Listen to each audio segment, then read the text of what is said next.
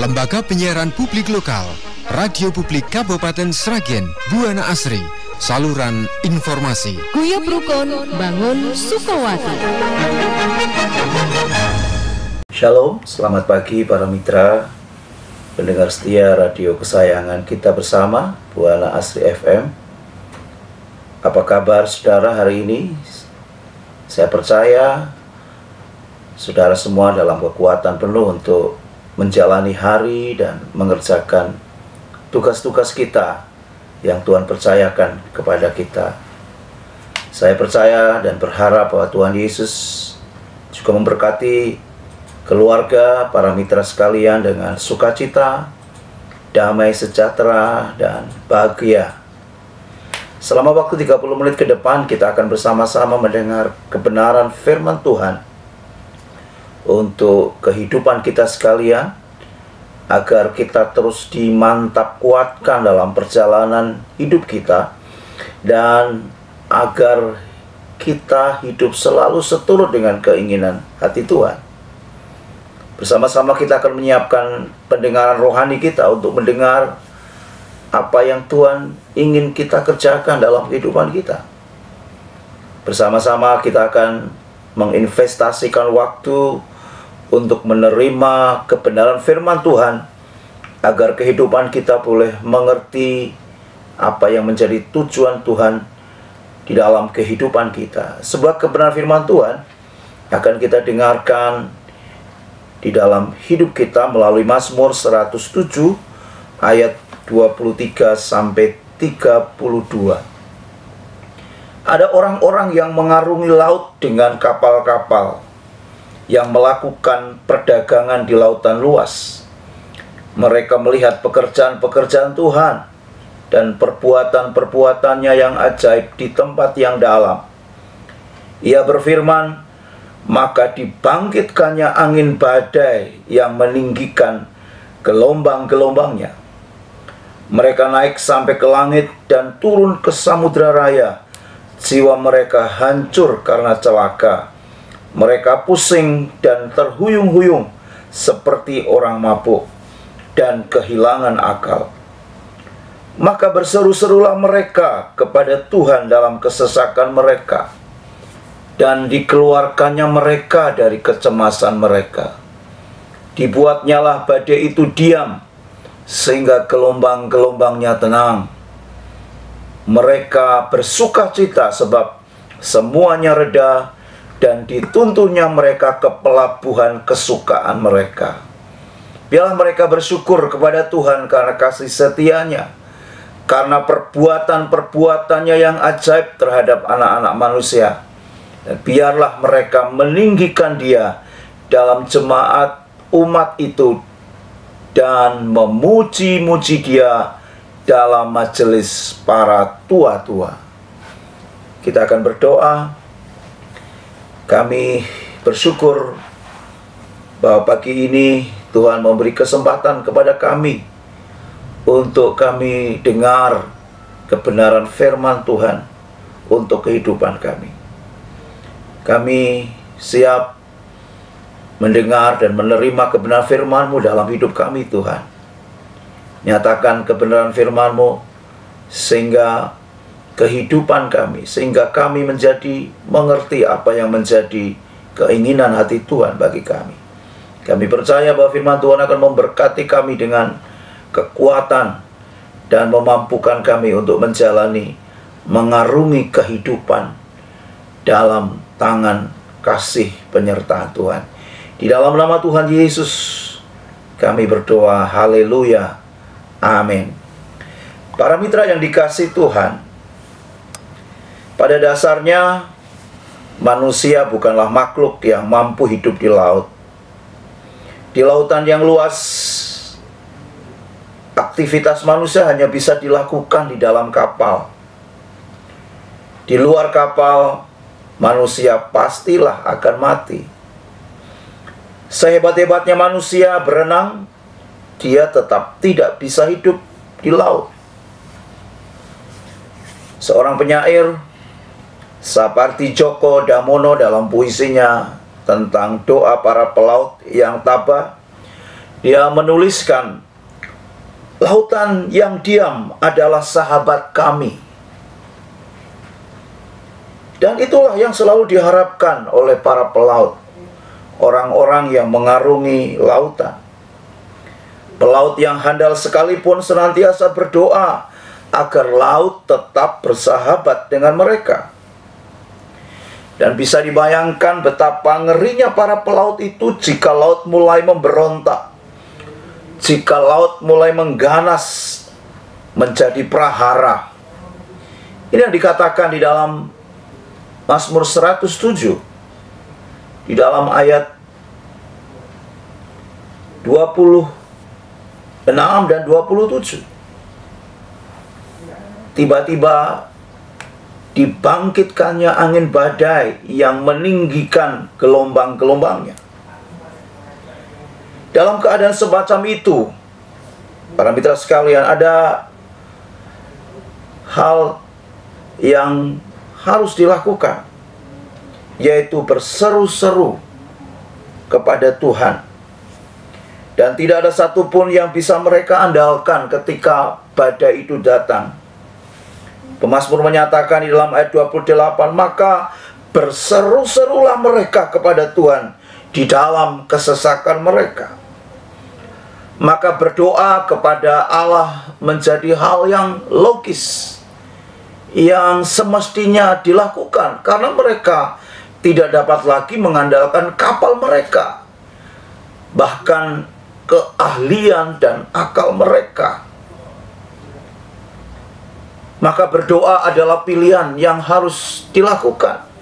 Seperti yang dikatakan, maka berseru-serulah mereka kepada Tuhan dalam kesesakan mereka. Karena hanya Allah satu-satunya pengharapan yang dapat mereka andalkan ketika mereka mengarungi lautan kehidupan dan di situ badai datang menerpa. Para mitra sekalian, ada 3 hal yang dilakukan oleh Tuhan dalam doa-doa yang penuh iman dinaikkan oleh anak-anaknya. Hal pertama yang dilakukan oleh Tuhan adalah memastikan bahwa Tuhan bersama-sama kita dalam badai. Maka berseru-serulah mereka kepada Tuhan dalam kesesakan mereka, dan dikeluarkannya mereka dari kecemasan mereka. Dibuatnyalah badai itu diam, sehingga gelombang-gelombangnya tenang. Mereka bersukacita, sebab semuanya reda. Dituntunnya mereka ke pelabuhan kesukaan mereka. Pada ayat 28, maka berseru-serulah kepada Tuhan dalam kesesakan mereka. Dikeluarkannya mereka dari kecemasan mereka. Kita memastikan di dalam Tuhan bahwa Tuhan akan bersama-sama kita dalam badai. Ketika kita terhubung melalui doa dalam badai, di dalam lautan kehidupan itu, Bapak Ibu Saudara dan para mitra sekalian, memastikan bahwa Tuhan bersama-sama kita di dalam badai itu. Tuhan tidak pernah berjanji bahwa ketika kita mengikuti Tuhan, semuanya akan baik-baik saja. Hidup tanpa masalah dan semua aman dan sehat. Tidak, saudara. Apa yang Tuhan janjikan adalah, aku sekali-kali tidak akan membiarkan engkau, dan aku sekali-kali tidak akan meninggalkan engkau. Dalam Ibrani 13 ayat 5. Jadi apapun keadaan kita, Tuhan terus ada bersama-sama dengan kita. Dalam cerita Tuhan Yesus meredakan badai saat berlayar bersama-sama muridnya, Tuhan Yesus yang tertidur di buritan kapal kemudian terbangun. Mengapa Yesus akhirnya terbangun? Mengapa Yesus akhirnya bangun dari tidurnya? Yesus terbangun bukan karena badai, tetapi terbangun karena murid-muridnya berteriak minta tolong. Ini sungguh menarik. Yesus tidak menanggapi karena angin ribut yang terjadi, tetapi karena murid-muridnya, karena umatnya berteriak minta tolong kepadanya. Itulah yang menggerakkan hatinya. Karena Yesus, Tuhan kita, sangat mengasihi kita. Maka tentu di dalam doa yang kita naikkan dengan tekun, dengan setia, maka dipastikan Tuhan bersama-sama kita. Kita tahu bahwa pada akhirnya Yesus menghardik angin dan menyuruh laut itu menjadi diam. Dan kemudian akhirnya angin mereda dan laut menjadi benar-benar teduh dan tenang. Dan Yesus berpaling kepada murid-muridnya dan mengingatkan mereka bahwa mereka sebenarnya bersamanya di perahu. Ini menjadi masalah dalam kehidupan kita. Ya, seringkali kita lupa. Saat kita mengalami pergumulan yang tidak mudah, sebenarnya Tuhan Yesus tidak akan kemana-mana. Dia bersama kita dan tidak pernah meninggalkan kita. Sekali lagi, Yesus tidak pernah berjanji bahwa kita tidak akan menghadapi segala kesulitan ini. Tetapi Dia berjanji tetap bersama dengan kita. Tidak peduli apapun kondisi kita. Tuhan Yesus selalu hadir. Dia tidak akan pernah meninggalkan kita, karena kita selalu ada di pikiran dan hatinya. Para mitra sekalian, dan bukankah yang terpenting adalah bahwa Yesus berjalan di samping kita? Dan Yesus yang berjalan di samping kita mengatakan kepada kita hari ini, jangan takut. Karena Tuhan yang berjalan bersama kita adalah Tuhan yang lebih kuat dari masalah apapun yang kita hadapi. Janji Tuhan bukan janji yang kosong, janji yang palsu. Tetapi janji Tuhan adalah ya dan amin. Para mitra, para murid begitu ketakutan dan berkata satu sama lain. Bahkan angin dan ombak pun mentaati perintahnya. Memang kuasa Yesus mampu mengatasi setiap masalah yang kita hadapi. Para mitra, dalam doa yang kita naikkan, akan memastikan bahwa Tuhan bersama kita dalam menghadapi badai dan masalah yang kita hadapi. Demikian yang dikatakan dalam Mazmur 107, maka berseru-serulah mereka kepada Tuhan dalam kesesakan mereka, dan dikeluarkannya mereka dari kecemasan mereka. Itulah hal pertama. Apa yang dilakukan Tuhan kita yang begitu baik, memastikan bahwa Dia bersama-sama dengan kita dalam segala hal yang kita hadapi, termasuk badai dalam perjalanan mengarungi lautan kehidupan kita. Hal yang kedua, dikatakan dibuatnyalah badai itu diam sehingga gelombang-gelombangnya tenang. Hal yang kedua yang dilakukan oleh Allah dalam kehidupan kita saat kita menghadapi badai adalah Allah mendiamkan badai dan menenangkan gelombangnya. Para mitra, badai adalah kondisi cuaca ekstrim yang dapat menghancur leburkan, memporak-porandakan segala sesuatu yang ada. Seperti ketika ada badai laut dapat membuat gelombang besar sehingga kapal bisa terombang-ambing secara ekstrim. Dan bisa saja kapal menjadi hancur dan tenggelam. Dan tentu saja hal ini sangat membahayakan nyawa setiap orang yang ada di kapal itu. Para mitra, saudara-saudara sekalian, mungkin saat ini ada badai dalam kehidupan kita, dalam kehidupan saudara. Badai kehidupan yang seolah-olah memporak-porandakan segala sesuatu dalam hidup saudara. Kita merasa ketakutan dan sangat tertekan hari ini, dan kita berpikir bahwa hal ini akan terus seperti ini dan tidak akan kunjung selesai. Saya mengingatkan saudara-saudara, para mitra sekalian, bahwa saudara dan saya memiliki Tuhan yang dahsyat.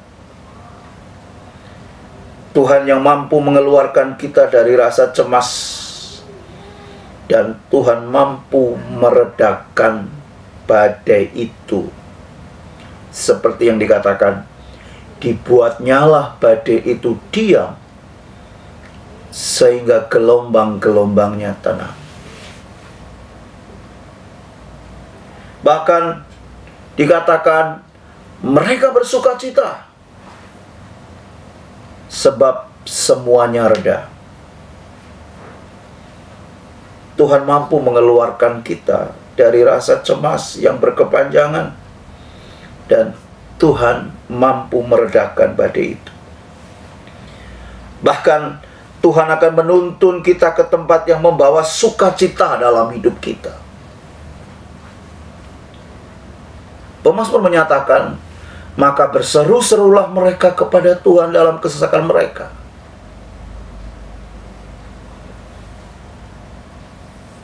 Saudara, kita perlu berdoa dengan sungguh-sungguh, dan kemudian apa yang dilakukan oleh Tuhan, dibuatnyalah badai itu diam, sehingga gelombang-gelombangnya tenang, sebab semuanya reda.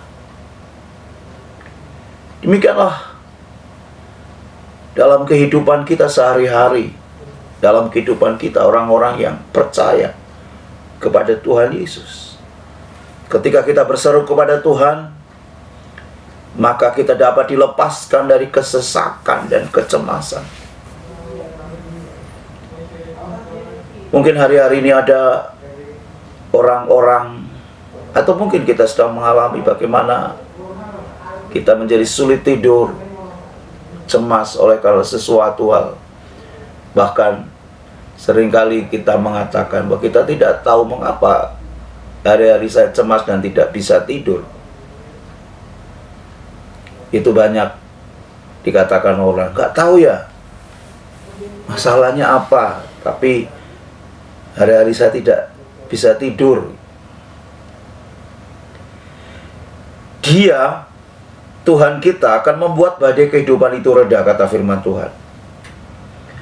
Hanya Dialah yang mampu menyelamatkan kita dari kekuatan yang dahsyat, bahkan kekuatan alam yang dahsyat, maupun dari setiap persoalan hidup yang kita hadapi. Berserah dan meminta pertolongan kepadanya. Dia akan menuntun umatnya menemukan jalan keluar dari kesulitan, dan hal itu membawa kita kepada kelegaan. Oh haleluya. Ketika pergumulan, persoalan, kecemasan itu berlalu, maka sesuai dengan apa yang dikatakan firman itu, kita menjadi lega, membawa kita kepada kelegaan. Hati kita lega. Jadi pada bagian ini pemazmur memperlihatkan Allah sebagai pribadi yang mendengarkan seruan dan menjawab doa mereka. Allah menenangkan kecemasan mereka dengan cara mendiamkan badai dan menenangkan gelombangnya. Dibuatnyalah badai itu diam, sehingga gelombang-gelombangnya tenang, dan sebab semuanya reda. Allah menjawab doa orang-orang yang sungguh-sungguh hanya mengandalkan Dia. Allah sanggup melakukannya karena laut adalah ciptaannya. Mazmur 95 ayat 5. Para mitra, Yesus adalah Tuhan. Kuasanya untuk meredakan angin ribut, menegaskan siapa sesungguhnya Dia. Ketika Dia meredakan angin, menenangkan gelombang, meneduhkan badai. Ini menunjukkan betapa hebatnya, betapa kuasanya Dia, dan menegaskan siapa Ia sebenarnya. Allah yang maha besar.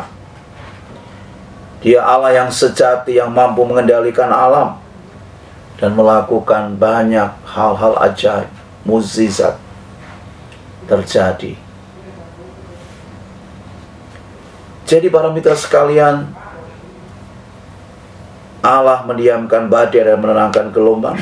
Allah sanggup mendiamkan badai yang berkecamuk dan menenangkan gelombang yang bergelora dalam hidup kita. Itu adalah hal ajaib yang luar biasa yang Tuhan kerjakan di dalam hidup kita saat kita menghadapi apapun dalam hidup kita. Dan tentu kita akan bersandar, berdoa, berharap, mengandalkan Tuhan di dalam hidup kita. Dan bagian berikutnya, para mitra sekalian, hal ketiga dari apa yang Tuhan kerjakan dalam hidup kita saat kita berdoa dengan penuh iman, dengan sungguh-sungguh adalah Tuhan menuntun kita sampai di tujuan dengan selamat. Firman Tuhan katakan, dan dituntunnya mereka ke pelabuhan kesukaan mereka. Ya, saya ingin membaca utuh dari ayat 28 sampai 30 ini. Maka berseru-serulah mereka kepada Tuhan dalam kesesakan mereka, dan dikeluarkannya mereka dari kecemasan mereka. Dibuatnyalah badai itu diam, sehingga gelombang-gelombangnya tenang. Mereka bersukacita sebab semuanya reda. Dan di bagian ini, dan dituntunnya mereka ke pelabuhan kesukaan mereka. Jadi apa yang Tuhan lakukan dalam hidup kita ketika kita berseru-seru kepada Tuhan adalah Tuhan menuntun kita sampai di tujuan dengan selamat. Suatu hal yang pasti menurut firman Tuhan adalah bahwa kita akan dituntunnya sampai kepada pelabuhan kesukaan. Haleluya. Ini adalah tentang disampaikan atau dituntunnya kita sampai pada tujuan yang Tuhan tetapkan dalam hidup kita. Ini bicara tentang tidak ada sesuatu yang gagal di dalam Tuhan. Berjalan dalam tuntunan Tuhan adalah harapan dan keinginan semua orang percaya. Dan sangat disayangkan, kebanyakan orang percaya memiliki persepsi yang salah mengenai tuntunan Tuhan. Dan salah satunya adalah bahwa mereka berpikir bahwa tuntunan Tuhan selalu akan berjalan mulus. Lagi pula, mengapa Tuhan menuntun kalau harus tetap mengalami hal yang sukar? Sebuah persepsi yang keliru, saudaraku. Memang terkadang tuntunan Tuhan itu terasa menyakitkan. Dalam Ulangan 32 ayat 11 menuliskan, laksana Raja Wali menggoyang bangkitkan isi sarangnya, melayang-layang di atas anak-anaknya, mengembangkan sayapnya, menampung seekor, dan mendukungnya di atas kepaknya. Demikianlah Tuhan sendiri menuntun dia, dan tidak ada Allah asing menyertai dia. Maka melihat hal ini, sebaliknya kita perlu untuk mengubah paradigma kita mengenai tuntunan Tuhan. Sebab tuntunan Tuhan selalu melayani tujuan-tujuan Tuhan dan bukan untuk melayani tujuan-tujuan pribadi kita sendiri. Ada beberapa prinsip utama jika kita mau berjalan dalam tuntunan Tuhan. Pertama, Tuhan berkehendak untuk menuntun kita. Artinya apa? Tidak ada waktu di mana Tuhan tidak menuntun kita. Tuhan selalu menuntun kita. Kalau ada orang yang berkata Tuhan tidak menuntun dia, itu berarti itu bukan kesalahan Tuhan, tetapi kesalahan orang itu sendiri.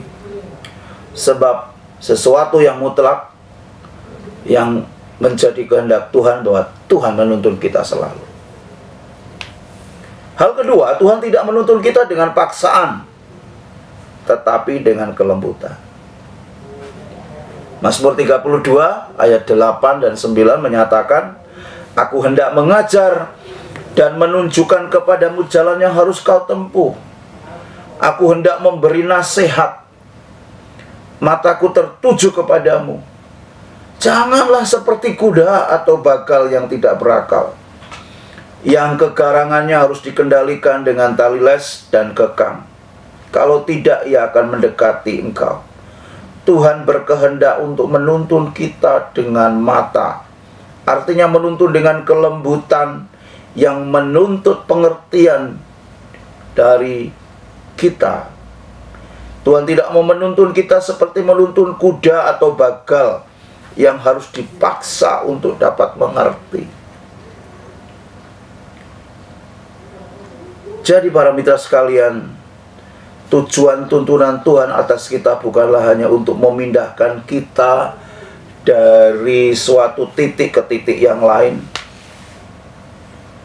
Tetapi tujuan Tuhan menuntun kita adalah supaya kita menemukan identitas kita yang sebenarnya. Supaya kita juga mengetahui potensi yang ada di dalam diri kita. Supaya saya dan saudara semakin mengenal dan bergantung kepada Tuhan. Supaya kita semakin hari semakin bertumbuh. Supaya saya dan saudara mengembangkan kemampuan bereksplorasi, agar kita naik level, supaya kita menjadi maksimal, supaya kita terlatih untuk dapat mengatasi badai kehidupan. Itulah yang dilakukan oleh Tuhan ketika Tuhan menuntun kita menuju tempat kesukaan itu. Supaya kita dapat mewarisi semua yang Tuhan siapkan untuk kita. Dan pada akhirnya supaya kita sampai kepada tujuan Allah sendiri bagi kehidupan kita. Seperti yang Tuhan katakan, dibuatnyalah badai itu diam, dan kemudian supaya mereka pada akhirnya sampai kepada pelabuhan kesukaan mereka. Apa yang dikerjakan Tuhan dalam kehidupan kita melalui doa yang penuh iman kepadanya? Tuhan akan menibakan, menyampaikan hidup kita pada satu tujuan, yaitu pelabuhan kesukaan, di mana di situ berkat-berkat Tuhan dinyatakan, di mana di situ ada sukacita dan ada berkat yang melimpah yang Tuhan sediakan. Para mitra, melalui doa yang penuh iman dan dalam badai dan persoalan yang kita alami, maka ingat 3 hal. Yang pertama, bahwa memastikan bahwa Tuhan bersama kita di dalam badai. Tuhan mendiamkan badai dan menenangkan gelombangnya. Dan hal ketiga, bahwa Tuhan menuntun kita sampai kepada tujuan. Tuhan Yesus memberkati. Mari kita berdoa. Tuhan, kami menaikkan syukur kepadamu bahwa Tuhan menyatakan kebenaran firman dalam hidup kami. Janji Tuhan, perkataan Tuhan yang menyatakan bahwa Tuhan akan bersama-sama kami di dalam badai. Kami percaya bahwa dalam kami menghantangan dalam kehidupan, pergumulan yang berat dalam hidup kami, memastikan bahwa Tuhan tidak pernah meninggalkan kami, tetapi bersama-sama dengan kami, Tuhan. Bahkan badai itu tidak akan terus berlangsung, tetapi kuasa Tuhan mendiamkan badai dan menenangkan gelombang dalam hidup kami, sehingga kami merasa teduh, tenang, bersukacita karena karya dan kasih Tuhan dinyatakan. Bersyukur Tuhan bahwa Tuhan akan menuntun kami sampai pada tujuan yang Tuhan tetapkan. Itu berarti bahwa Tuhan akan membawa kami kepada keberhasilan. Sekalipun kami mengarungi badai yang ganas, tetapi memastikan bahwa tujuan akan kami sampai di tempat itu dan nama Tuhan dipermuliakan. Terima kasih saat hari ini Tuhan menyatakan kasih kuasa-Nya atas kami, atas seluruh para mitra yang mendengar program ini.